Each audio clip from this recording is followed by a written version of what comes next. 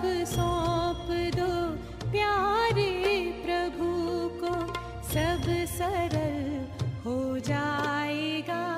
खुशियों की सुंदर झील में जीवन कमल मुस्काएगा।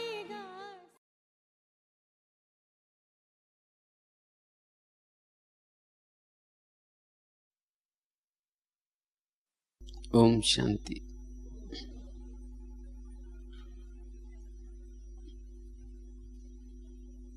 तो विशेष बाबा की लेटेस्ट आप सब ने मुरली सुनी होगी।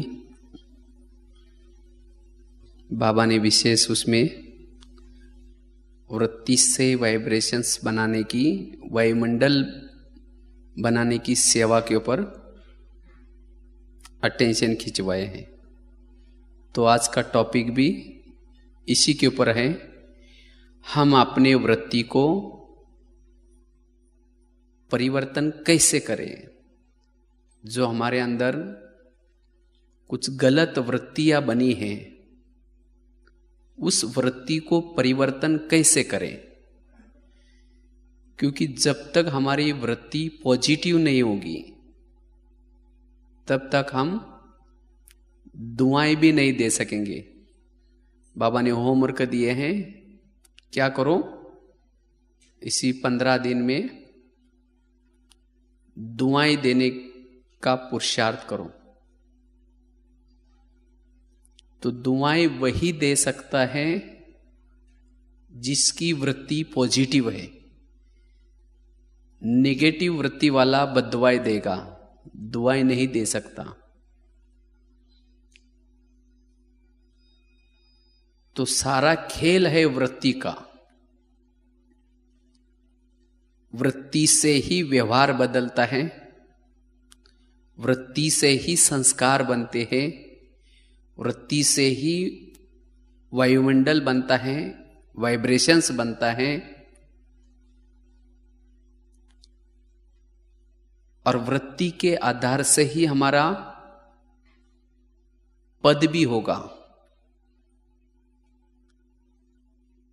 हमारी अपनी वृत्ति को, वृत्ति अर्थात जड़ के साथ परिवर्तन करना है। तो सबसे पहले हम ये देखें कि वृत्ति बनती कैसे है। वृत्ति बनती कैसे है। वृत्ति बनते हैं संकल्पों से। वृत्ति बनते हैं संकल्पों से। कोई भी संकल्प को आप बार बार चलाने से, जब हमारे संकल्प बार बार चलते हैं, उससे वृत्ति बनती है। संकल्प कैसे चलते हैं?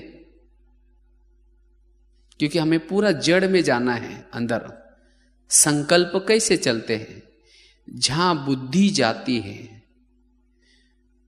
जहां ध्यान जाता है, उससे संकल्प चलते हैं।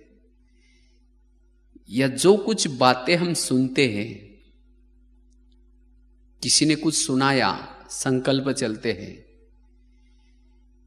पिछली स्मृति से भी संकल्प चलते हैं। कुछ हमारी, किसी ने मेरे साथ कुछ गलत व्यवहार किया, कुछ व्यवहार किया, पिछली स्मृति को याद करने से संकल्प चलते हैं।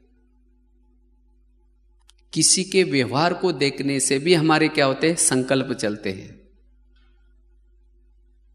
इसीलिए बाबा क्यों कहते हैं बार बार, बच्चे सोमानो में रहो, बच्चे ध्यान मेरे में लगाओ।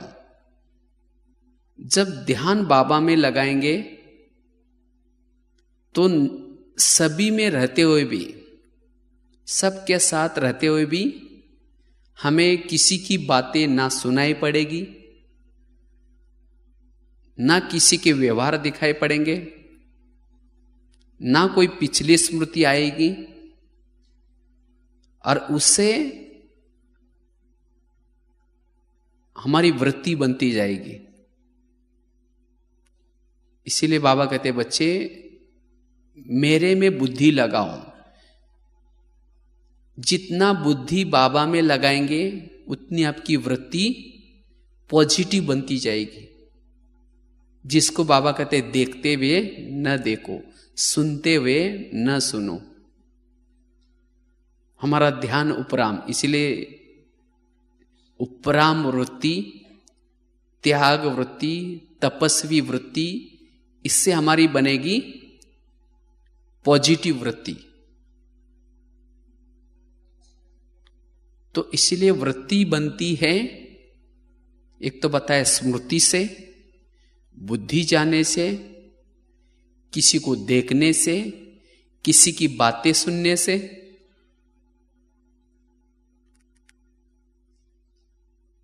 निगेटिव वृत्ति और दूसरी होते पॉजिटिव वृत्ति। किसी के बारे में हमारी अच्छी भी वृत्ति होती है। अच्छी वृत्ति होने से उसके पास जाने से हम हल्के बनते हैं, और जब निगेटिव वृत्ति होते हैं उसके पास जाने से हम भारी बनते हैं। कहते हैं ना, इसके पास जब जाते हैं हम भारी हो जाते हैं, और भारी होने से हम उड़ नहीं सकते। इसलिए हमें पॉजिटिव वृत्ति बनानी है। वृत्ति यह शब्द वैसे तो संस्कृत से बना हुआ है। वृत्ति जैसे फैन है, फैन एक बार पूरा घूम जाता है, बार बार घूमता है, वृत्त बन गया। इसी तरह कोई भी संकल्प बार बार चलने से वृत्ति बनती है। वृत्ति से भावना बनती है, वृत्ति से दृष्टिकोण बदलता है, वृत्ति से सृष्टि बदल जाती है। सृष्टि अर्थात उस व्यक्ति के प्रति दृष्टिकोण बदल गया। इसलिए कहते हैं ना, ब्रह्मा ने संकल्प से सृष्टि रची। अगर आपके संकल्प गलत हैं तो आपकी सृष्टि भी गलत बन जाएगी, अर्थात आपका दृष्टिकोण भी गलत बन जाएगा, आपकी भावनाएं भी गलत। इसलिए हमें अपने अगर वृत्ति को बदलना है तो संकल्प से क्या करो, उसको खत्म करो। अगर किसी के बारे में कुछ गलत संकल्प चल रहे हैं, उसी समय आप अपने मन को समझाओ, हे मन, तुम जिसके बारे में व्यर्थ सोच रहे हैं उसको तो भगवान ने पार्ट दिया है, उसकी क्या गलती है, तुम उसके बारे में क्यों सोचते हो। और जब संकल्प में उसको खत्म करेंगे, आगे वो वृत्ति में नहीं जाएगा, क्योंकि वृत्ति से निकालना बहुत मुश्किल है। एक बार अंदर घुस गया, किसी के प्रति भावना बन गई, किसी के प्रति दृष्टिकोण परिवर्तन हो गया, उसको बदलना बड़ा मुश्किल है। उसके लिए काफी हमारा टाइम जाएगा, संकल्प जाएगा, समय जाएगा। इसीलिए वृत्ति के अंदर जाने नहीं देना है।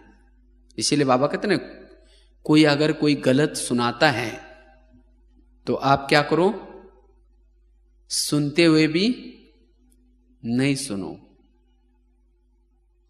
वृत्ति कैसी बनती है, जैसे अब फॉर एग्जाम्पल किसी ने आकर के आपको कुछ गलत सुनाया, किसी ने आपको किसी के बारे में कुछ गलत सुनाया और उसके बाद वो व्यक्ति चला गया।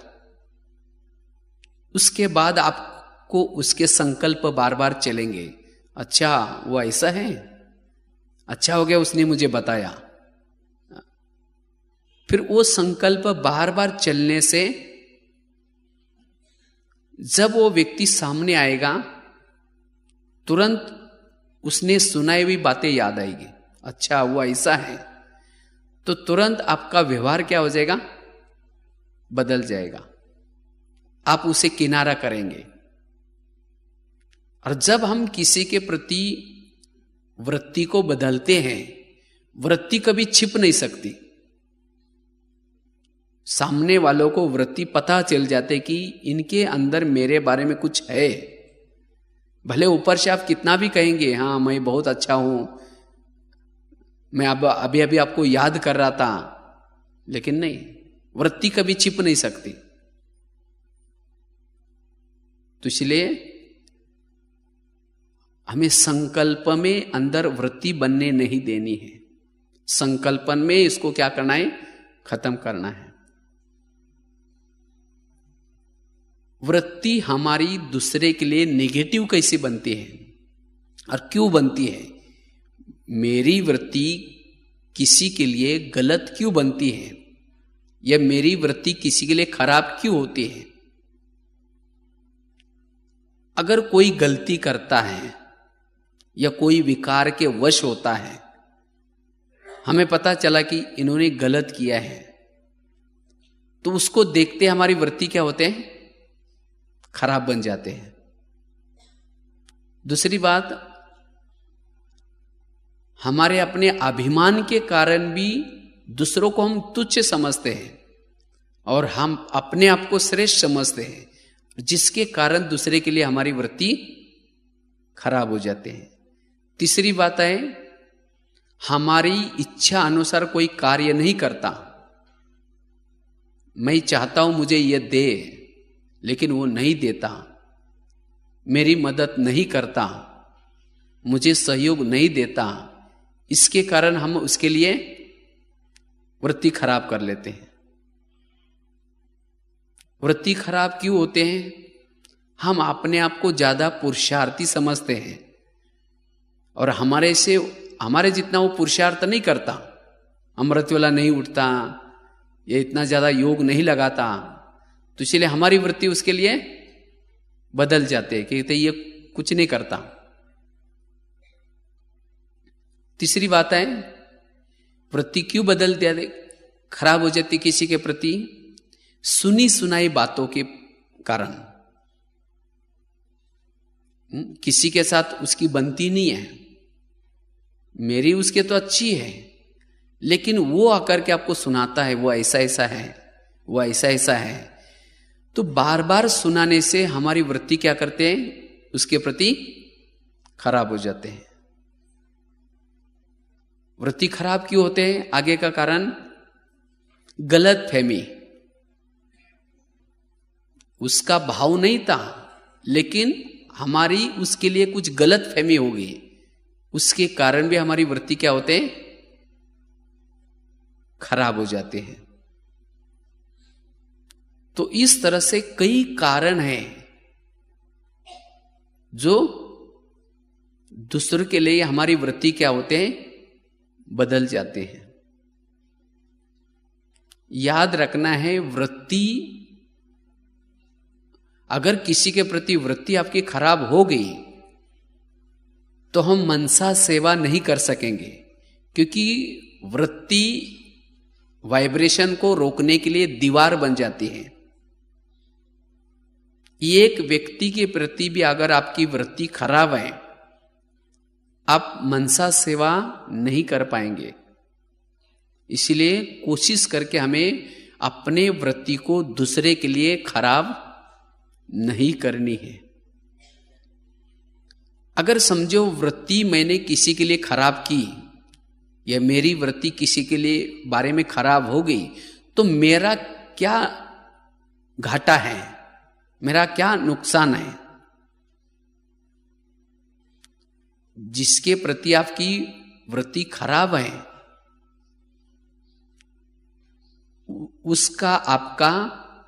उसके प्रति आपका परचिंतन चलेगा।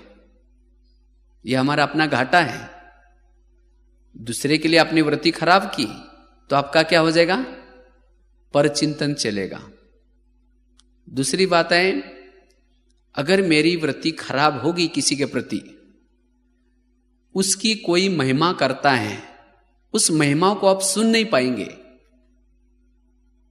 आपकी उसके प्रति वृत्ति खराब है, अगर कोई आकर के उसकी महिमा कर रहा है, आप उसकी महिमा नहीं सुन पाएंगे, यह भी घाटा है। तीसरी बात है, वायुमंडल को आप खराब करेंगे, उसको देखते ही उसकी जो वृत्ति बने वही याद आएंगी। ईर्ष्या के अग्नि में वो जलता रहेगा। जिसके प्रति वृत्ति खराब है, उसकी महिमा होने से, उसके आगे बढ़ने से अंदर से ईर्ष्या आएगी, उसके साथ साथ तनाव भी आएगा। उसको देखते आपको संकल्प चलेंगे, तनाव आएगा। तो इस तरह से बहुत सारे घाटे हैं। हमारा अपना घाटा है।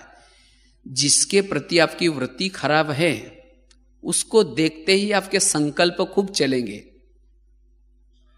जिसके कारण आप उसको देखने के बाद सोल कॉन्शियस की अनुभूति नहीं कर पाएंगे। क्योंकि जब संकल्प चलते हैं तो सोल कॉन्शियस कैसे रहेंगे? तो ये भी अपना घाटा है। उसके साथ साथ वो उसके प्रति दुआएं नहीं निकाल पाएगा। जिसके प्रति वृत्ति खराब है, वो दुआएं कैसे निकालेगा? उसको वो सम्मान नहीं देगा। जिसके प्रति आपकी वृत्ति खराब है, भले वो कितना भी अच्छा कार्य कर रहा है, कितनी भी अच्छी सेवा कर रहा है, लेकिन जिसकी वृत्ति उसके प्रति खराब है, हो रही है, वो व्यक्ति सम्मान नहीं देगा। कहेगा हम भी बहुत कम करते हैं, कि हम तो बहुत करते हैं। अर्थात उसको और ही अभिमान आएगा उसकी बातों को सुन करके। तो कितना बड़ा घाटा है। उसकी विशेषता को देख भी नहीं पाएगा। संगठन से किनारा करता जाएगा। वो कारण का निवारण नहीं कर पाएगा, समस्या का समाधान नहीं कर पाएगा। उसको और ही निर्विघ्न आते रहेंगे। तो इस तरह से अगर मेरी वृत्ति किसी के बारे में खराब हो गई, तो मेरे लिए कितने बड़े घाटे हैं। वो सोमानों में नहीं रह पाएगा। उसको देखते ही उसकी बुराई नजर आएगी, वो सोमान में क्या रहेगा। इसीलिए मुझे योग लगाने से पहले, मुझे फरिश्ता बनने से पहले, जब तक हम वृत्ति को साफ सोचे नहीं करेंगे, तब तक योगी नहीं बन पाएंगे। तब तक हम सोल कॉन्शियस की अनुभूति नहीं कर पाएंगे। तब तक परचिंतन से छूट नहीं पाएंगे। इसीलिए बाबा ने अभी इस जड़ की बात को पकड़ा है, इसको ठीक करो। इसीलिए हमें अपने वृत्ति में परिवर्तन लाना होगा। इसीलिए बाबा कहते बच्चे वृत्ति में परिवर्तन करो। तो एक तो बताया वृत्ति कैसी बनती है, दूसरा बताया वृत्ति खराब क्यों होती है दूसरे के प्रति, तीसरा बताया वृत्ति खराब होने से अपना क्या घाटा है, वृत्ति खराब होने से दूसरे का क्या घाटा है। अगर मेरी वृत्ति किसी के लिए खराब है तो उसका क्या क्या घाटा होगा। समझो दोनों आपस में बात कर रहे हैं, दोनों आपस में कुछ ज्ञान की चर्चा कर रहे हैं, लेकिन अगर मेरी वृत्ति खराब है तो हम उसके लिए निगेटिव सोचेंगे। देखा ये आपस में कुछ लगाव झुकाव की बात कर रहे हैं, ये कुछ ना कुछ जरूर आपस में ध्येय के बारे में बात कर रहे हैं। अगर वो ज्ञान की बात कर भी रहे होंगे, मेरी यहां से वृत्ति ऐसी गई, वाइब्रेशंस गया, उनको भी गलत करने का विचार आएगा। तो ये हमने सेवा की या डिसर्विस की, और ही विकर्म हो गया। यह है संकल्पों का प्रभाव। तो इसीलिए बाबा कहते बच्चे किसी के प्रति वृत्ति को खराब नहीं करो। अगर किसी के प्रति गलत हमने सोचा, वाइब्रेशंस फैलाया, वो व्यक्ति उड़ नहीं सकेगा, वो आप उसको नीचे खींच रहे हैं। तो बाकी तो हम सभी सेवा करते हैं, लेकिन अगर वृत्ति खराब है तो जो सेवा किया वो हमारा क्या होता है, माइनस हो जाता है। इसीलिए बाबा कहते बच्चे किसी के प्रति वृत्ति को खराब नहीं करो। तो वृत्ति खराब होने से अपना भी घाटा है, दूसरे का भी घाटा है। तो वृत्ति को स्वच्छ कैसे बनाए? अगर मेरी वृत्ति दूसरों के लिए खराब बनी है, अभी उसको स्वच्छ कैसे बनाए? क्या करे जो हमारी वृत्ति अच्छी बन जाए, उसके प्रति वृत्ति स्वच्छ और साफ बन जाए, वृत्ति पॉजिटिव बन जाए, वृत्ति दुआएं वाले बन जाए, उसके लिए क्या पुरुषार्थ करें? वृत्ति को स्वच्छ और साफ बनाने के लिए उसके निगेटिव बातों को क्या बना दें? पॉजिटिव बनाएं। दूसरी बात है, वृत्ति को पॉजिटिव बनाने के लिए हम ये सोचे कि ये हमारा हिसाब किताब हो रहा है। अगर भले उसका कोई मेरे लिए गलत व्यवहार है, तो हम उसको हिसाब किताब समझ करके हम उसके प्रति पॉजिटिव वृत्ति बनाएं।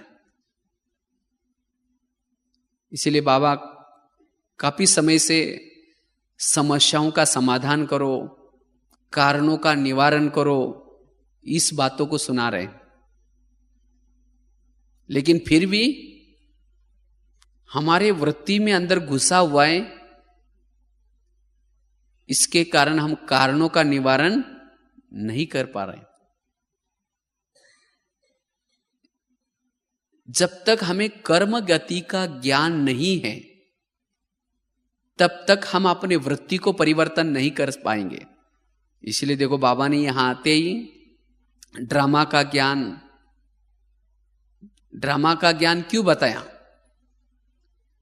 हर एक का अपना अपना पार्ट है, ये क्यों बताया? और जो कुछ कर रहे वो हमारे अनेक जन्मों के हिसाब किताब अनुसार, ये सब ज्ञान इसीलिए बता रहे क्योंकि इससे हमारी वृत्ति में परिवर्तन आएगा। लेकिन फिर भी वृत्ति नहीं बदल रहे। इसीलिए वृत्ति को बदलने के लिए हमें कर्मों का ज्ञान जरूरी है। हम कहते हैं हम इसको इतना मदद कर रहे हैं, हम इसको इतना सहयोग दे रहे हैं, लेकिन फिर भी ये मेरे लिए ऐसा कर रहा है, ये मेरे लिए ऐसा करते हैं, और इसीलिए हम कभी उसके लिए बददुआएं देते हैं, उसके लिए अशुभ वृत्ति रखते हैं। लेकिन नहीं, हमें कर्मों को समझना जरूरी है, समस्या को समझना जरूरी है। हमारी समस्या क्या है? समस्या मतलब या प्रॉब्लम्स मीन्स जन्म जन्मांतर के भी हमने कर्मों का ये फल है।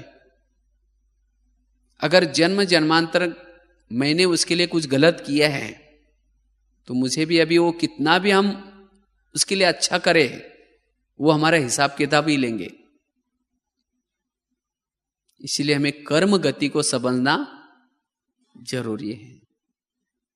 और जब कर्म गति को समझेंगे, तब सामने वाला कैसा भी व्यवहार करे, तब भी हमारे लिए हमारी वृत्ति उसके लिए अच्छी रहेगी।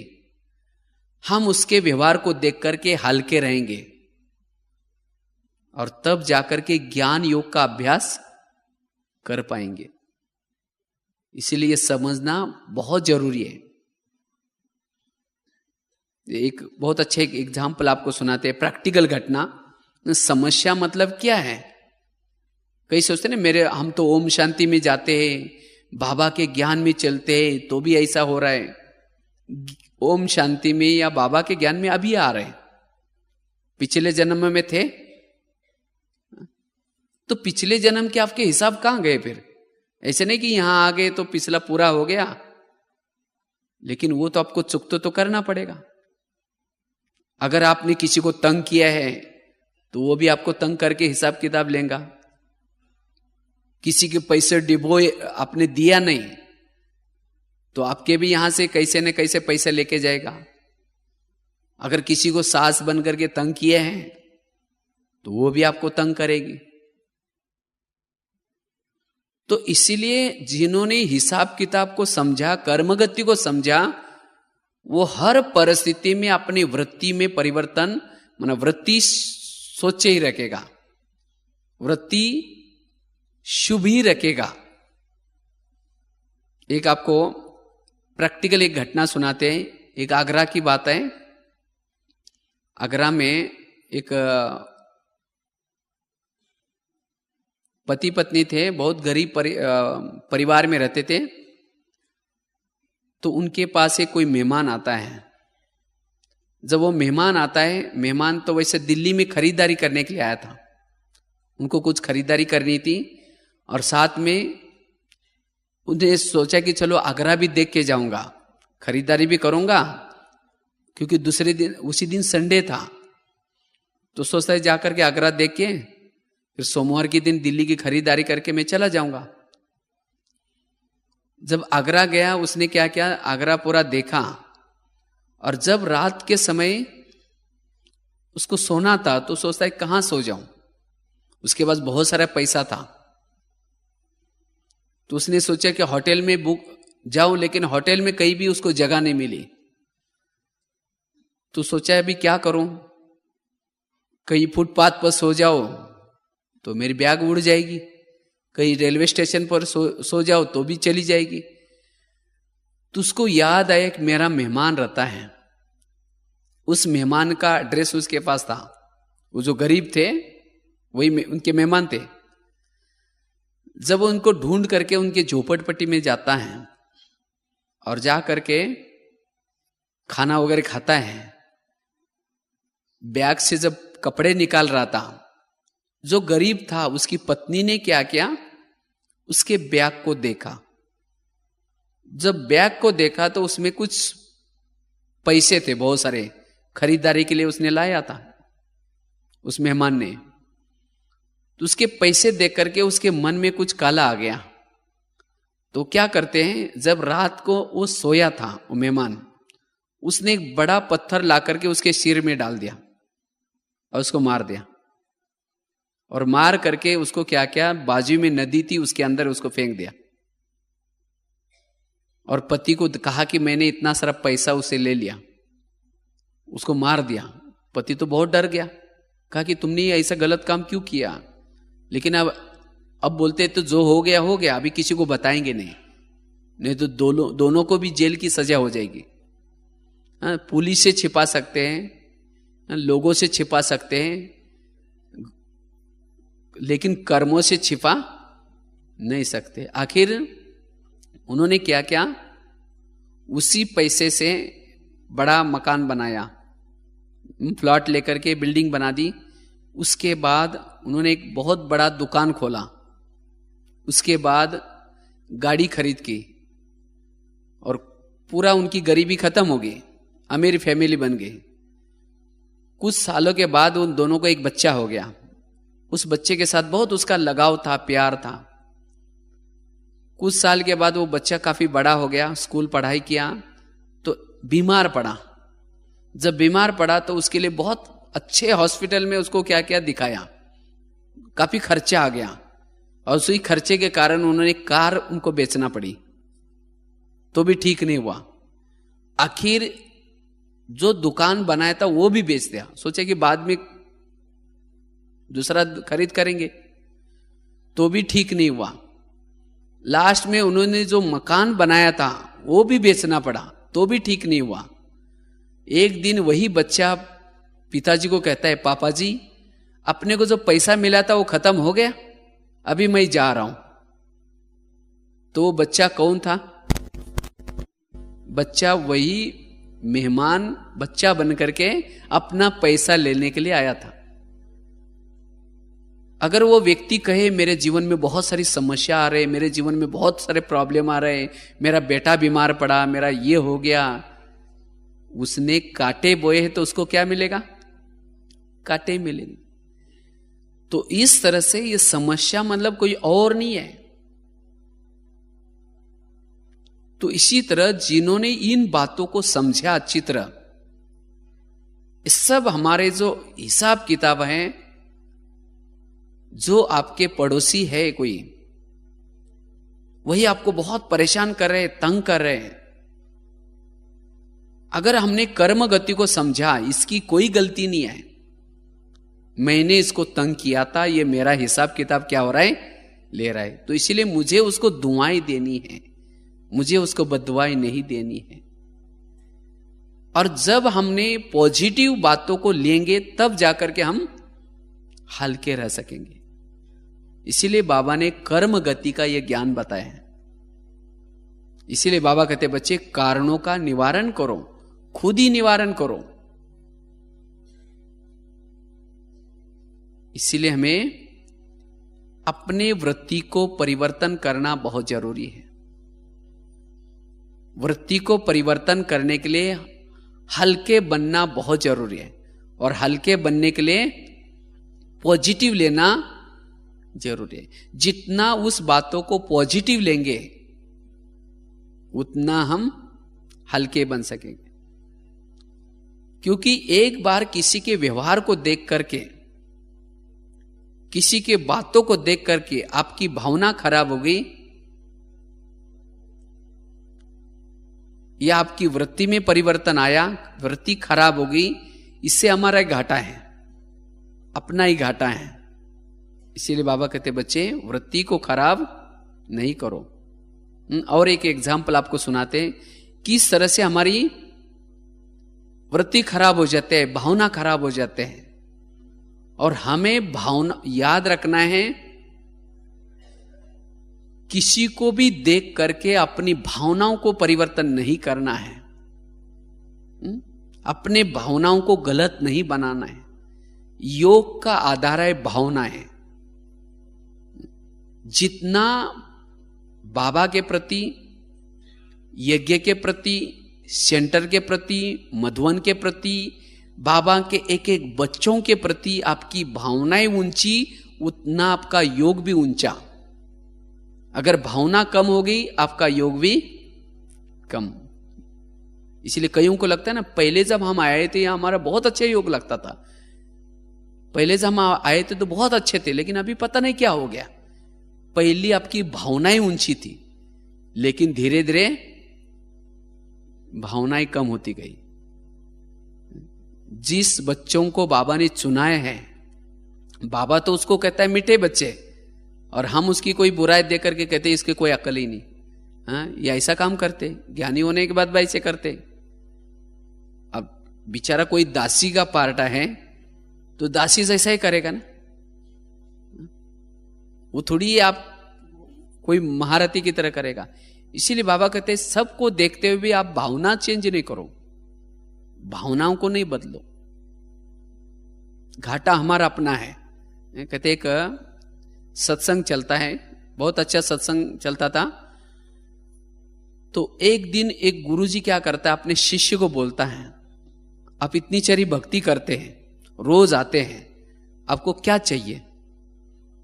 तो शिष्य ने कहा मुझे कुछ नहीं चाहिए। नहीं, बोलो बोला क्या चाहिए? कहते कि मुझे एक इतना वरदान दो कि मेरे बारे में सबके दिल में क्या चलता है। तो गुरुजी ने कहा ठीक है, मैं तुम्हें वरदान देता हूं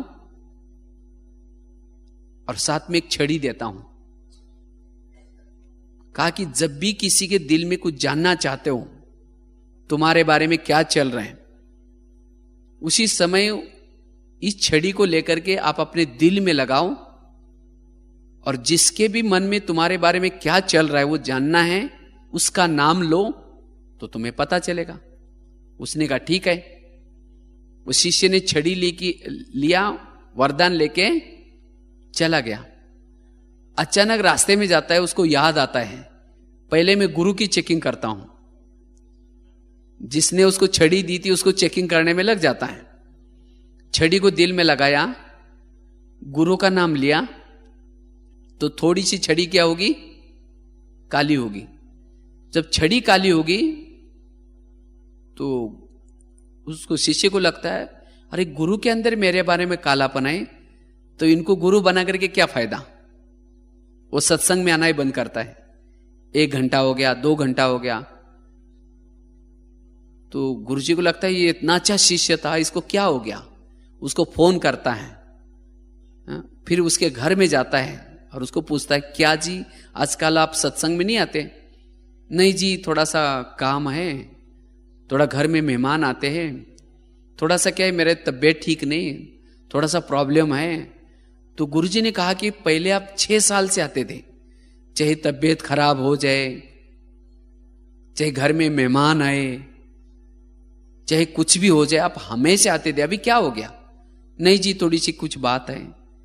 नहीं, कहा कि जरूर आपके अंदर कुछ है, जरूर कुछ हुआ है। कहा कि आपके अंदर मेरे बारे में कालापन है, इसके कारण नहीं आता हूं। तो गुरुजी ने कहा मेरे अंदर कालापन है, लेकिन तुमने चेक किया तुम्हारे अंदर कितना है? उसने कहा नहीं चेक किया। बोला चेक करो। शिष्य ने छड़ी को दिल में लगाया, अपना नाम लिया, पूरी छड़ी काली हो गई।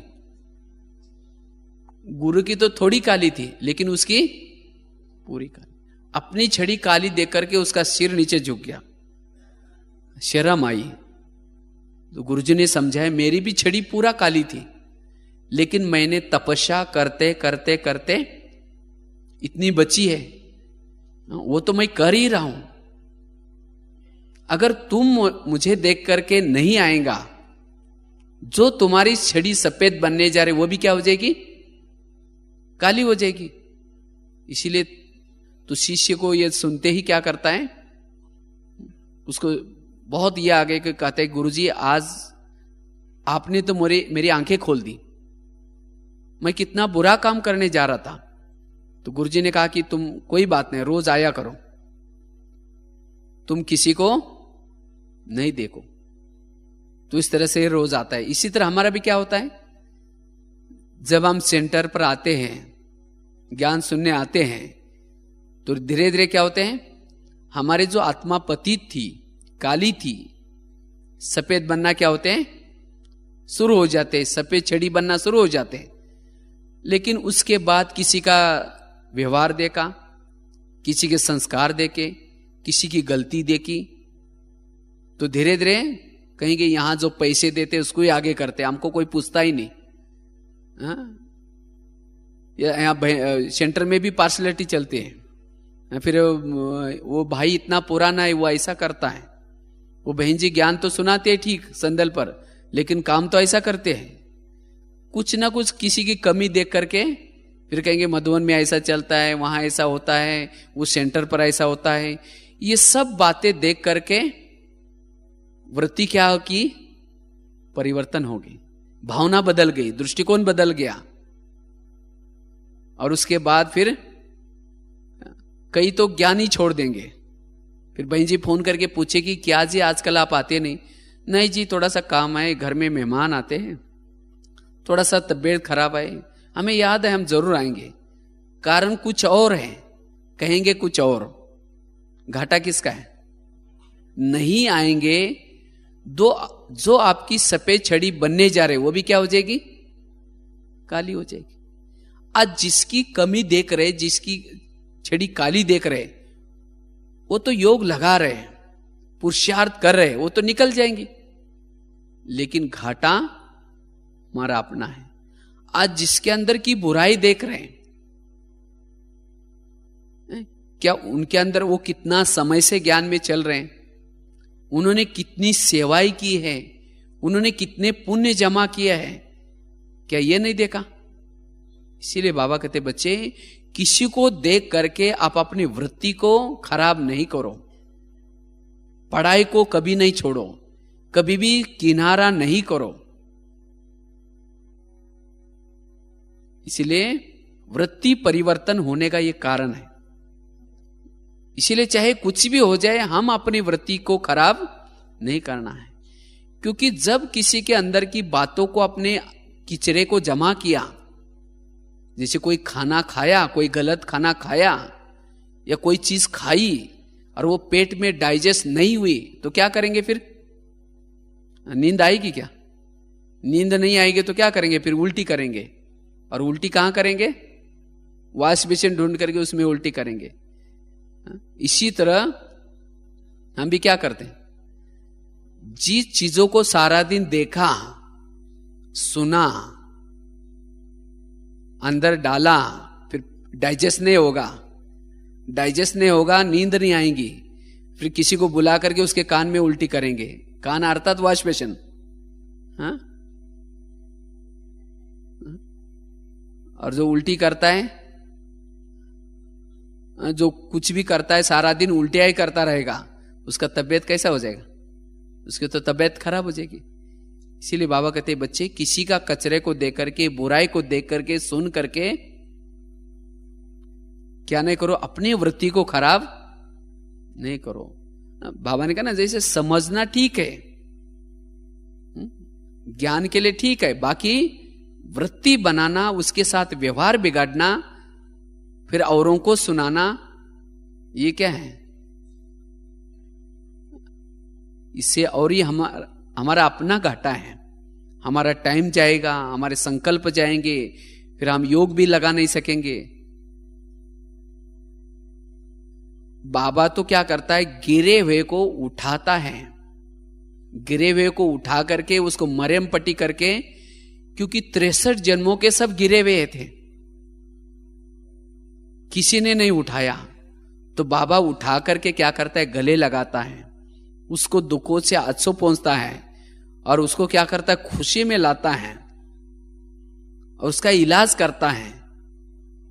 अगर ऐसे बाबा ने जिसका इलाज किया, बाबा ने जिसको मदद कर रहे हैं, अगर ऐसे आत्मा के प्रति आप नफरत रखेंगे, बददुआएं देंगे, उसकी बुराई इधर उधर फैलेंगे, मना उठे हुए को आप लात मार के गिरा रहे, बेचारा एक पांव से चल रहा था थोड़ा सा, और फिर आप दोबारा लात मार रहे हैं, बाबा को आपके प्रति दया आएगी? हाँ, बाबा आपसे प्यार करेगा? जिसको भगवान ने उठा करके गले लगाया, उसको चलना सिखाया, और आप उसके प्रति क्या कर रहे हैं, बद्दुआएं दे रहे, उसके पुरुषार्थ में और ही विघ्न बन रहे। इसीलिए बाबा कहते बच्चे, फिर कहते योग लगता ही नहीं, पता नहीं भारी हो गए, बाबा प्यार करता ही नहीं, तो कैसा करेगा? इसीलिए बाबा कहते बच्चे, हर एक के लिए दुआएं दो, जैसा और कोई सेवा करते वैसे क्या करो, दुआएं दो, उसको शुभ भावना दो, तब उसको मदद मिलेगी और उसको उमंग आएगा, उस व्यक्ति को भी। इसीलिए वृत्ति को स्वच्छ बनाना ये बहुत जरूरी है। तो इसलिए ये कर्म गति को समझना इसके लिए बहुत जरूरी है। जिसने कर्म गति को समझा, वो सभी के साथ में रह करके भी, सबके व्यवहार देखते हुए भी क्या करेगा, दुआएं देगा। मेरी वृत्ति किसी के लिए खराब हो गई है, क्या निशानी है उसकी? कैसा पता चलेगा कि मेरी किसी के प्रति वृत्ति खराब हो गई है? अगर मैं उसके प्रति नफरत करता हूं, इसका मतलब मेरी वृत्ति उसके लिए खराब है। उसकी महिमा मैं नहीं सुन सकता हूं, इसका मतलब मेरी वृत्ति खराब है। इसीलिए बाबा कहते हैं बच्चे, मियाँ मिट्टू नहीं समझो, हम बहुत कुछ कर रहे, बहुत ये कर रहे, लेकिन एक दो के प्रति भी वृत्ति खराब है तो भी हम उड़ नहीं सकेंगे। और वृत्ति किसके प्रति खराब होते हैं? जो आपके संपर्क में हैं, जो आप साथ में रहते हैं, उन्हीं में से एक दो होते हैं जिसके प्रति वृत्ति आपकी खराब होते हैं। और रोज आपको उनके साथ ही रहना है, उनके साथ ही व्यवहार करना है। तो जब आप यहां से मुरली सुनते हैं, अमृत वाला योग भी अच्छा करते हैं, और सोचते हैं तो आज पर चिंतन नहीं करेंगे, आज योग अच्छा करेंगे, बहुत अच्छा उन्नति करेंगे, लेकिन जब कर्म क्षेत्र पर गए, उसको देखा, उसको देखते ही फिर कहेंगे आप फिर आज ऐसा कर रहा है, फिर ऐसा कर रहा है, उसको देखते आपके वाइब्रेशंस गलत फैलना शुरू हो जाएंगे। तो फिर रात को जब सोएंगे, अरे आज भी परचिंतन किया, उसकी बातों को इधर उधर सुनाया, अरे मैंने तो टाइम वेस्ट कर दिया, फिर कल बहुत अच्छा पुरुषार्थ करेंगे, फिर कल भी वही चलता है। इसीलिए अंदर वृत्ति में परिवर्तन लाना जरूरी है, नहीं तो हमारा समय ऐसा ही निकलता जाएगा। हमारे ऐसे वाइब्रेशंस गलत फैलते जाएंगे।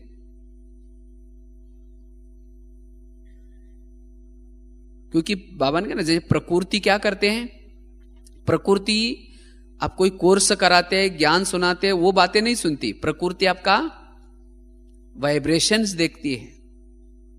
वो वाइब्रेशन क्या करते हैं, प्रकृति को सतो प्रदान बनाने के लिए हम जहां भी कहीं जाए वाइब्रेशन को अच्छा बनाए। और हर व्यक्ति वाइब्रेशन के साथ चलता है, अपने वृत्ति के साथ होकर के चलता है।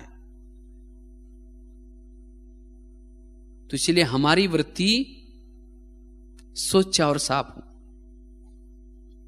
अगर समझो किसी की वृत्ति मेरे लिए खराब है और उसी वृत्ति से मुझे बचना है, उसके निगेटिव बातों से मुझे बचना है, उसके लिए मुझे क्या पुरुषार्थ करना है? उसके लिए मैं कौन सा ध्यान रखूं जो उसके निगेटिव बातें मेरे तक पहुंच न सके और मेरे पुरुषार्थ में कोई विघ्न न डाले? उसके लिए क्या ध्यान रखें? उसके लिए सवेरे, बाबा कहते ना, आज भी कहा बाबा ने, सवेरे सवेरे उठने का शौक रखो। सवेरे सवेरे उठ करके अपने आप को चार्ज करो, शक्तिशाली बनाओ। जितना आप अमृतवेला उठ करके स्वयं को शक्तिशाली बनाते हैं, उतना आपका एक वोरा बन जाता है। और जब आपका वोरा पावरफुल है, शक्तिशाली है, तो सारा दिन अगर आपके लिए कोई निगेटिव सोचेगा भी, तभी भी उसके संकल्प आपके तक नहीं पहुंचेंगे, आप सेफ रह सकेंगे। इसीलिए हमें क्या करना है, अपने स्थिति को बना करके रखना है। इसीलिए बाबा ने अमृत वेला का महत्व बताया। अमृत वेला करने से ज्योति जागृत रहती है, सारा दिन एकाग्रता रहती है। और जब आपकी एकाग्रता है, ज्योति जागृत है, आप कोई ना कोई सोमान में स्थित है, तो दूसरे की निगेटिव भावना, निगेटिव वृत्ति आपके तक नहीं पहुंचेगी। कई बोलते हैं ना, पता नहीं मैं जब योग में बैठता हूं या बैठती हूं, परम धाम में हम ज्यादा समय टिक नहीं सकते। क्यों नहीं टिक पाते? किसी की निगेटिव वृत्ति आपको नीचे खींच रहे, आप नहीं बैठ सकेंगे। इसीलिए बाबा ने दुआएं दो और दुआएं लो भी, दुआएं लेनी भी है। अगर कोई आपको बद्दुआएं दे रहा है, आप योग की अनुभूति नहीं कर पाएंगे। सारा दिन जितना दुआएं देंगे और दुआएं लेंगे, उतना योग में बैठेंगे, उड़ जाएंगे। दुआएं योग के लिए विमान का काम करते हैं। अगर समझो कोई बहू को डांट करके उसको ऐसे दो शब्द बोल करके आए हैं और उसके बाद योग लगाने के लिए बैठे हैं, आप तो उड़ने की कोशिश कर रहे हैं, लेकिन उस बहू के तो संकल्प चल रहे हैं, उसको आपने बोले हुए शब्द दिल में लगे हुए हैं, तो उसके संकल्प, उसकी बद्दुआएं आपको नीचे खींच रहे हैं और आप ऊपर उड़ रहे हैं, तो क्या योग लगेगा? नहीं लगेगा। इसीलिए दुआएं भी जरूरी है। इसीलिए कोशिश करके हमें क्या करना है, सारा दिन दुआएं देनी भी है और दुआएं लेनी भी है।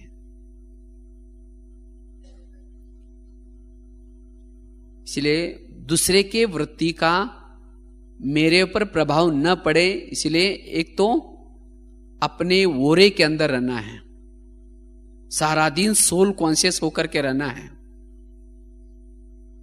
थोड़ा भी दूसरे के निगेटिव बातों का, निगेटिव व्यवहार का अंदर संकल्प न चले।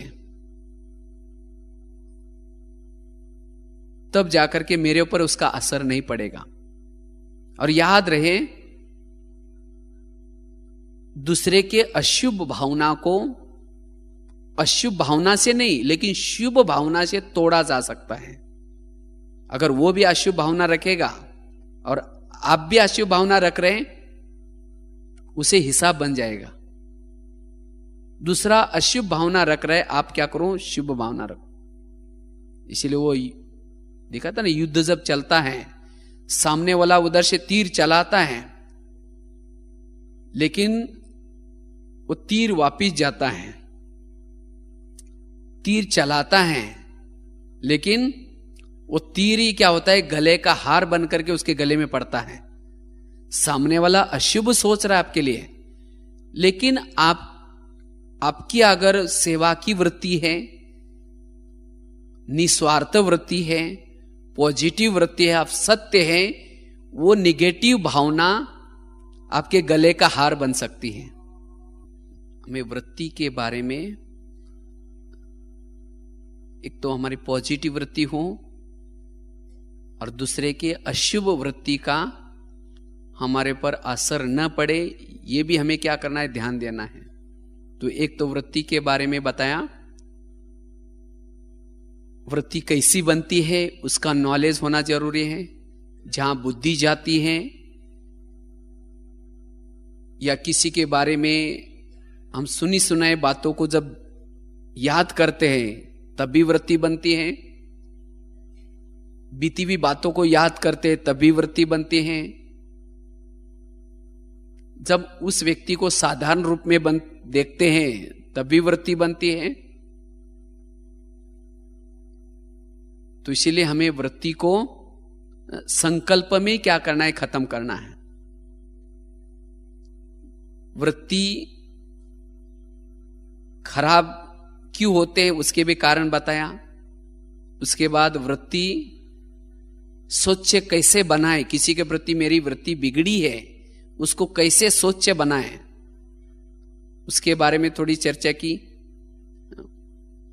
तो एक तो बताया पॉजिटिव,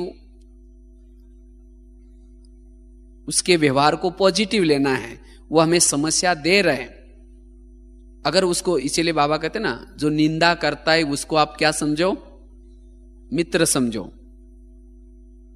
अगर वो आपके बारे में निंदा कर रहा है या बुराई कर रहा है, आप उसको धैर्यता से सुनो, स्वीकार करो और उसमें परिवर्तन लाओ, तो उसकी निंदा आपके लिए उन्नति का साधन बन जाएगा।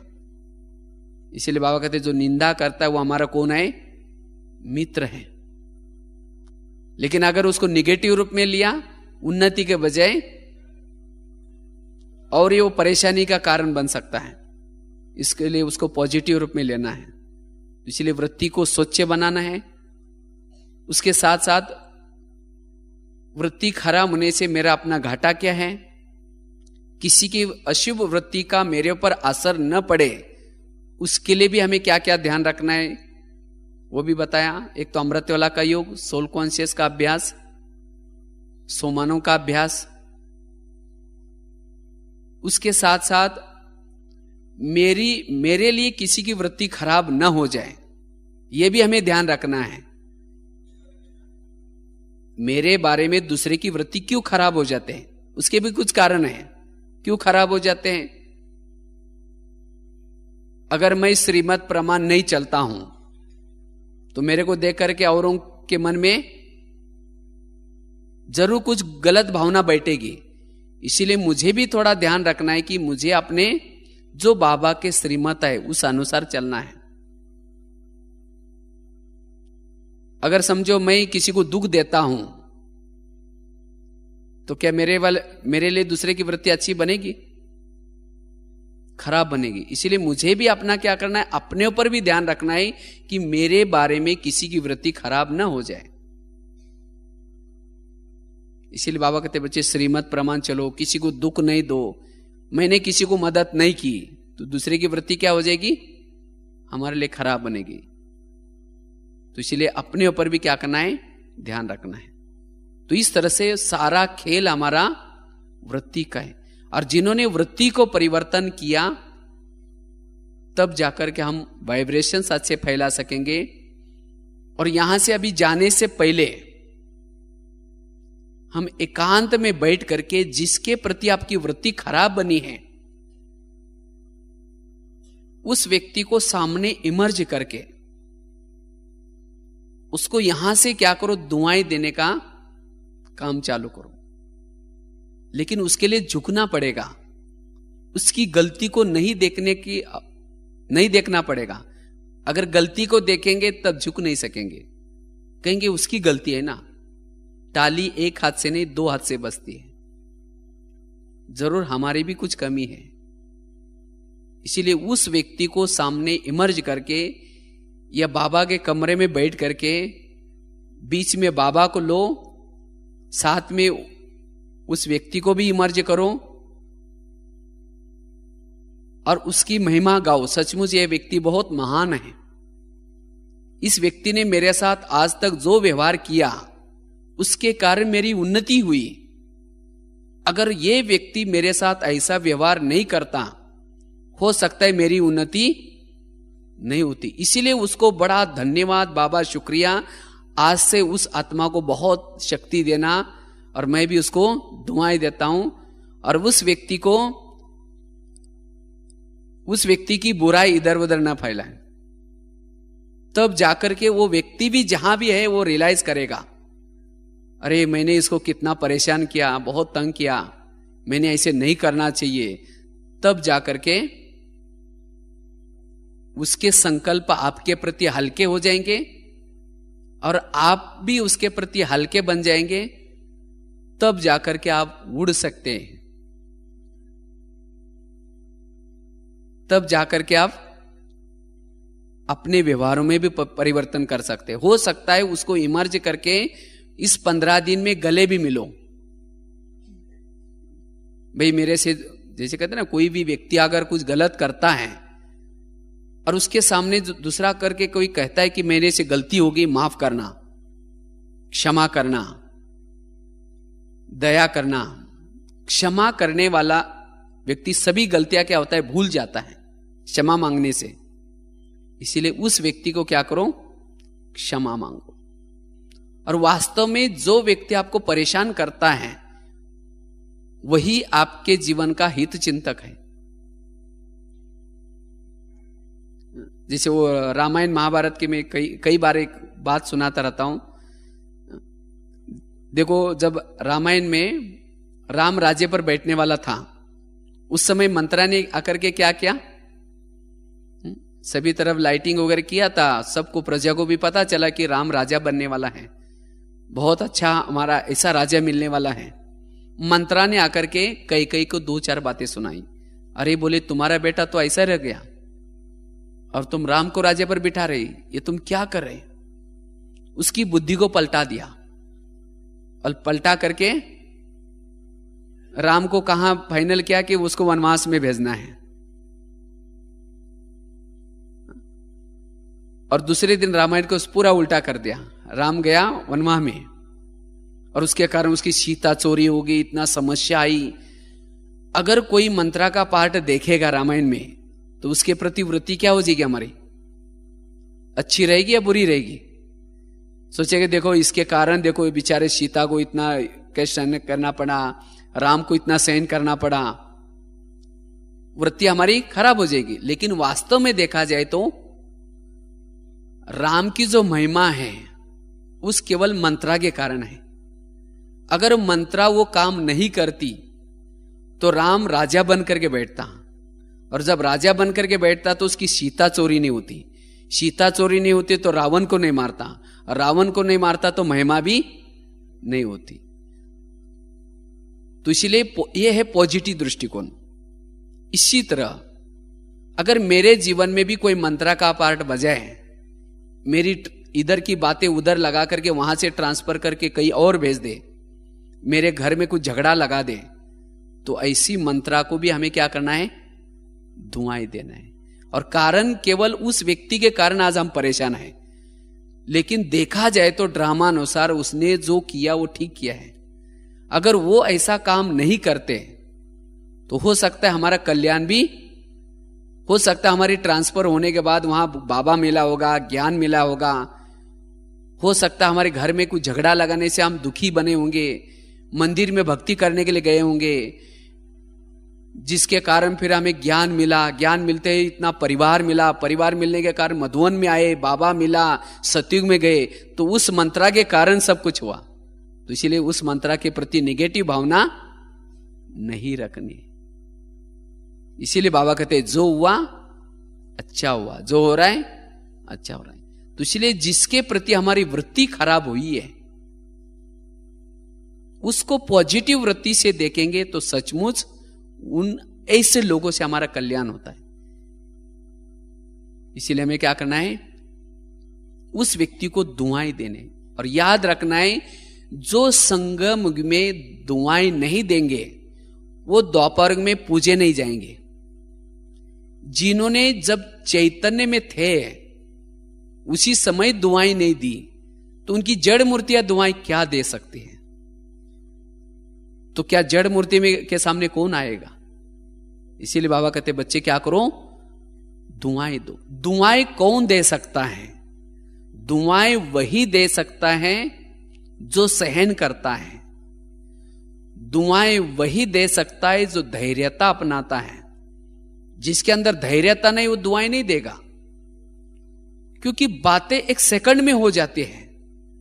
जिसको आप मदद करते थे, जिसका आपके ऊपर विश्वास था, वही व्यक्ति आपको धोखा देता है। और जब धैर्यता नहीं तो तुरंत बदवाई देते हैं, तुरंत ऐसे शब्द बोल देते हैं। लेकिन नहीं, इसीलिए दुआएं देने के लिए चाहिए धैर्यता।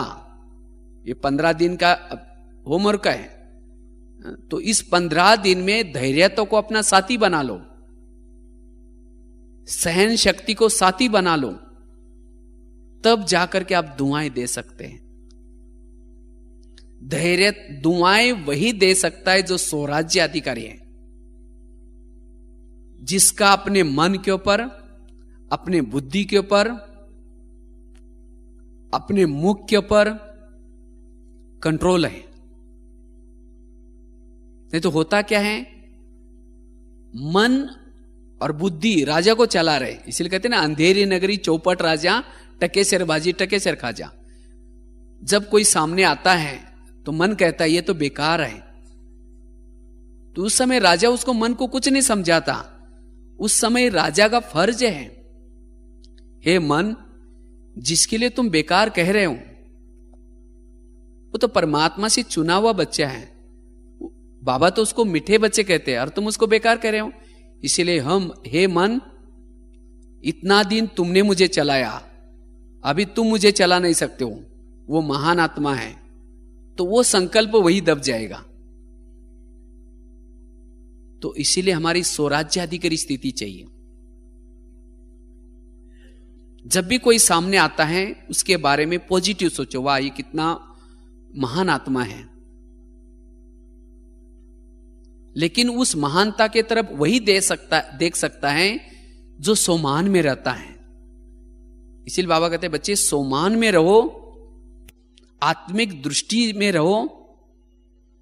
जब हमारी आत्मिक दृष्टि रहेगी, आत्माभिमानी स्थिति रहेगी, तो हमारी वृत्ति भी सबके लिए रूहानी बन जाएगी। इसीलिए दुआएं देने के लिए स्वराज्याधिकारी स्थिति चाहिए। हर निगेटिव बातों को पॉजिटिव बनाने की कला चाहिए। अगर कोई गाली दे रहा है, आप ये समझो गाली नहीं दिया, मेरे ऊपर गुलाब का फूल डाल दिया।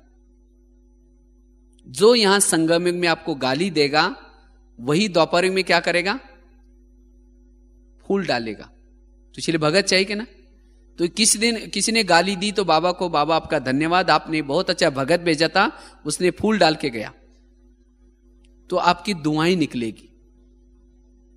अगर कोई मूर्ति है, उसके ऊपर कोई वहां कोई जा करके कोई गाली देता है मूर्ति के सामने, तो मूर्ति अपना चेहरा पीछे करती है क्या? मुझे गाली दे रहा है, या वरदान हाथ के वजह नीचे हाथ करते हैं। तो वही उसकी एकाग्र स्थिति, वही हर्षित मुख चेहरा, वही वरदान ही हाथ होता है। ये हमारी, इसको कहते कर्मातीत अवस्था। हमारी वृत्ति सबके लिए एकाग्र चाहिए। हमारी वृत्ति में भी क्या होता है, परिवर्तन होता है। कोई गांव वाला आ गया, उसके लिए वृत्ति अलग होगी। हमारे कोई भाषा वाला आ गया, उसके लिए वृत्ति अलग होगी। हमारा कोई दुश्मन आया, उसके लिए वृत्ति अलग होगी। मेरी कोई महिमा करने के लिए आता है, उसके लिए वृत्ति अलग होगी। वृत्ति में जिसकी एकाग्रता नहीं, वो योगी नहीं बन सकता। जिसके वृत्ति में सबके लिए एक ही वृत्ति, कोई कैसा भी हो, सबके लिए एक ही वृत्ति। अगर वृत्ति में कालापन है, उसका चित्त क्या होता है, खराब हो जाता है। और जिसका चित्त खराब है, उसके चित्त में भगवान नहीं रह सकता। बाबा ने तो पिछले मुरली में कहा, मैं आपके दिल में रहता हूं, लेकिन किसके दिल में रहता है? जिसका दिल रूपी तखत स्वच्छ और साफ हो चाहिए। भगवान इतनी बड़ी हस्ती है, अगर उसको दिल में बिठाना है तो दिल कैसा चाहिए? स्वच्छ और साफ चाहिए। और वर्तमान समय अनुसार दिल में भगवान को रखना बहुत जरूरी है, क्योंकि जैसे कृष्ण और अर्जुन दोनों साथ में रहते हैं, साथ में रहते, क्योंकि साथ में रहने से कई मुसीबतों से, कई उस दुर्योधन दुशासन के प्लान से वो बचाता है। अगर कृष्ण साथ में नहीं रहता, उसके प्लान से बचा नहीं सकता।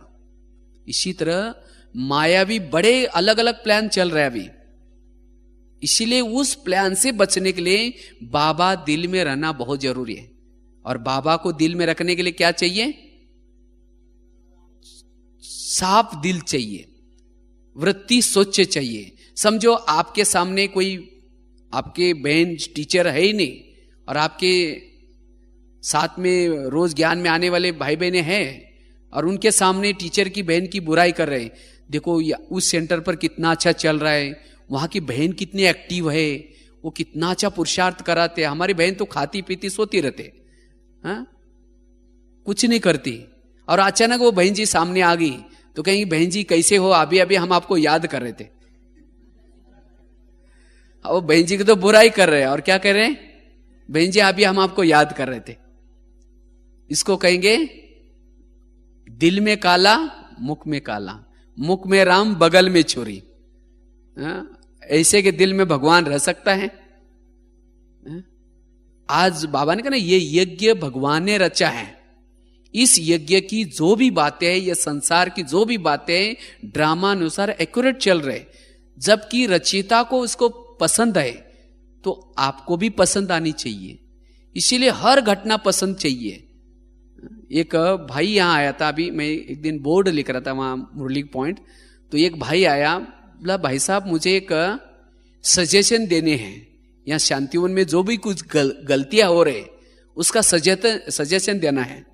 उसके सजेशन बॉक्स कई है, मना क्या बोलते हैं उसको हिंदी में, मना शिकायतें। इस शिकायत का बहुत सारी शिकायतें मेरे को अच्छा नहीं लगा, तो उसका कई बॉक्स पड़ा है यहाँ, ये किसको मैं बताऊं? तो हमने कहा कौन सी? नहीं बताओ। बोला आप कहाँ डालू मैं लिख करके? तो मैं बोला मिस लो एक एग्जाम्पल सुनाऊं। तो उसने कहा कि यहाँ बर्तनों का इतना आवाज होता है, उसके लिए कुछ सजे। हमने कहा कोई बात नहीं, छोड़ दो ये सब बातें, आप छोड़ो, बाबा को याद करो। वो अभी इतना बड़ा बेहद का यज्ञ है ये, अच्छा ये उसका मैं सॉलो करो तो और कोई आपको बताएंगे। हमने कहा इतना बड़ा यज्ञ में सब चलता रहता है, अब आवाज तो आएगा। नहीं बोलो बताओ आप क्या करो। तो हमने कहा बर्तनों को आप पॉजिटिव रूप में ले लो। हमने कहा ये सोचो कि भाई जैसे वो मंदिर में घंटियां बजाते हैं तो कितना आवाज होता है, इसी तरह हम भी चैतन्य देवता हैं और हमारे लिए घंटे बज रहे हैं। अगर इसी घंटे से आप यहां से बर्तनों से परेशान हो जाएंगे तो मंदिर में जाकर के वहां भी परेशान हो जाएंगे, कहेंगे कितनी घंटी बजा रहे, उसको भी बदवाई देंगे फिर आप। तो इसीलिए आप उसको हर बात को अगर पॉजिटिव लेंगे तो समस्या का समाधान कर सकते हैं। तो इसीलिए हमारी ये कला चाहिए, निगेटिव बातों को क्या बना दे, पॉजिटिव। जो भी बहन आपके सेंटर रखी है, किसने रखी है? बाबा ने रखी है। बाबा से तो समझदार आप है ही नहीं। तो इसीलिए जो कुछ हो रहा है इसको आप एक्सेप्ट करो, जो कुछ हो रहा है ड्रामा अनुसार। इसीलिए मुझे पुरुषार्थ करना है, मुझे और बातों को नहीं देखना है, तब आपकी उस बहन के प्रति वृत्ति अच्छी हो जाएंगी। जब आपकी वृत्ति अच्छी हो जाएंगी, दृष्टि अच्छी हो जाएगी, भावना अच्छी हो जाएंगी, वही बहन आपको बहुत अच्छी लगेगी। केवल हमारी वृत्ति खराब होने से वो हमें खराब लग रहे। और बाबा की हर बच्चे के प्रति वृत्ति अच्छी है, इसीलिए बाबा को हर बच्चा प्यारा लगता है। इसीलिए बाबा ने कहा कि बच्चे वृत्ति को परिवर्तन करो। वृत्ति परिवर्तन करने से दृष्टि परिवर्तन हो जाएंगी, भावना परिवर्तन हो जाएंगी, और वही आप बहुत अच्छा पुरुषार्थ कर सकते हैं। इसलिए अगर बाबा को चित्त दिल में रखना है तो अब हमें किसी के प्रति, एक के प्रति भी अगर वृत्ति खराब है तो आप जहां भी चलेंगे वही वाइब्रेशन चलेंगे। वृत्तियां तो कई प्रकार के होते हैं। एक तो काम की वृत्ति भी होते हैं, लोभ की वृत्ति भी होते हैं, क्रोध की वृत्ति भी होते हैं, विकारों के वश कोई भी होते हैं। तो हमारा वाइब्रेशन भी कैसा फैलेगा? जो काम के विचार वाला व्यक्ति, उसके वही वाइब्रेशन फैलेंगे। क्रोध वाला होगा, वही वाइब्रेशन फैलेंगे। इसीलिए बाबा कहते हैं बच्चे, अगर इस सृष्टि को परिवर्तन करना चाहते हो तो आप अपनी वृत्ति को क्या करो? परिवर्तन करो। और इसलिए वृत्ति को परिवर्तन करने का आधार है स्मृति। जितनी आप, जो बाबा ने ज्ञान सुनाए हैं, जो सोमान बताए हैं, जो बाबा ने हमें स्मृतियां दी, जितना उसके स्वरूप बनेंगे, जितना उस ज्ञान के स्मृति में रहेंगे, उतनी आपकी निगेटिव वृत्ति नहीं बनेंगे। जैसे कोई कैसेट है, उस कैसेट में पहला भरा हुआ है और उसी भरे हुए के अंदर दूसरा आपको भरना है, तो क्या करते? दूसरा चालू करो तो ऑटोमेटिकली क्या हो जाएगा? इसी तरह आपकी वृत्ति खराब हो जाए, कोई बात नहीं, आप क्या करो? ये ज्ञान, इसलिए बाबा कहते हैं बच्चे हमेशा सोमान में रहो, स्मृति में रहो, ज्ञान युक्त रहो। तब जाकर के जब आप खाली रहेंगे, इसका अभ्यास नहीं करेंगे, किसी की व्यर्थ बातों को सुनेंगे, तब आपकी वृत्ति और ही क्या हो जाएगी? खराब हो जाएगी। अगर कोई आकर के आपको सुनाता है किसी के बारे में, तो उसको ध्यान से सुनो ही नहीं। अगर सुनाता है तो सिर पकड़ के रखो, हां भी नहीं करो, ना भी नहीं करो। वो व्यर्थ बातें सुना रहा है, लेकिन आप सिर ही नहीं हिला रहे। जब आप सिर हिलाते हैं तो सुनाने वाला क्या करेगा? रोज सुने। एक दिन सिर हिलाया तो रोज आकर के आपको सुनाएगा। जैसे कोई उल्टी करने के लिए आया है और आप अपने कान को आगे करो, वॉश बेसिन को आगे करो, तो रोज जब भी उसको उल्टी करने की कुछ शंका आएगी तो आपको ढूंढेगा, आपका वॉश बेसिन फिक्स कर देगा वो, और उसमें उल्टी करता रहेगा। और जब आपके कान में रोज कोई उल्टी करेगा तो क्या हो जाएगा? आपकी भी, जिसके प्रति वो बातें सुना रहा है, उस व्यक्ति के प्रति आपका व्यवहार भी पूरा बदल जाएगा। जब वो सामने आएगा, पहले ओम शांति कहेंगे, पहले इधर चेहरा करेंगे, फिर उसे किनारा करते रहेंगे, पूरा आपका व्यवहार बदल जाएगा। इसीलिए हमें क्या करना है? हर व्यक्ति के प्रति वृत्ति को सोचा और साफ बनाना है। तो यहां से अभी मधुवन से जाने से पहले हमें क्या करना है? बाबा के पास कमरे में जाकर के, बाबा जिसके प्रति मेरी वृत्ति खराब है वो अभी हम सोचा और साफ बना करके जा रहे हैं। उसके लिए जैसे दीदी हमेशा 3 शब्द कहती थी, हमेशा क्या करो? झुकना सीखो। झुक झुक झुक, सीख सीख सीख, और मर मर मर। उसके लिए झुकना सीखे, उससे भी सीखना सीखे और मरना सीखे। तब जाकर के हमारी वृत्ति में परिवर्तन आ सकता है। क्योंकि जिसके अंदर अभिमान है, अभिमान वाला कभी झुक नहीं सकता। और दुआएं वही दे सकता है जो मान, अपमान, निंदा, स्तुति से भी परे है। तो हमें इस 15 दिन का होमवर्क क्या करना है? अच्छी तरह करना है। अगर किसी की, जिसके प्रति आपकी वृत्ति खराब है, अगर उसके प्रति कोई आकर के आपको बातें सुनाता है, वो ऐसा ऐसा है, वो ऐसा ऐसा करता है, आप उसकी महिमा करो। नहीं नहीं, वो व्यक्ति बहुत अच्छा है, मेरे लिए तो बहुत अच्छा है। उसको लगेगा ये भी उसे मिला हुआ है। हाँ, दोबारा जाकर के आपके लिए वो बातें नहीं सुनाएगा। उसकी जाकर के आप क्या करो? जिसके लिए आपकी वृत्ति खराब है, उस व्यक्ति की महिमा हर जगह पर सुनाना शुरू करो। इतना दिन तो ग्लानि सुनाते थे, अभी उसकी महिमा सुनाना करो। वो व्यक्ति को आप कभी मदद करना, वो व्यक्ति बहुत अच्छा है। जब आप उसकी महिमा सभी तरफ सुनाना शुरू करेंगे तो आपके भी मन में आएगा, तब जाकर के वो व्यक्ति के प्रति हमारी वृत्ति शुद्ध बनेंगे। तो वास्तव में यही हमारा पुरुषार्थ है, और इसके कारण हमारा टाइम क्या होता है, वेस्ट होता है। इसीलिए बाबा कहते हैं वृत्ति से वाइब्रेशंस बनता है, और जो जितना वाइब्रेशन अच्छा बनाने की सेवा करता है उसका जमा का खाता बहुत बनता है। वो प्रकृति जीत बन सकता है, और प्रकृति भी, जिन्होंने प्रकृति को परिवर्तन करने की सेवा की, प्रकृति भी उसको मदद करेगी। ठीक है। ओम शांति।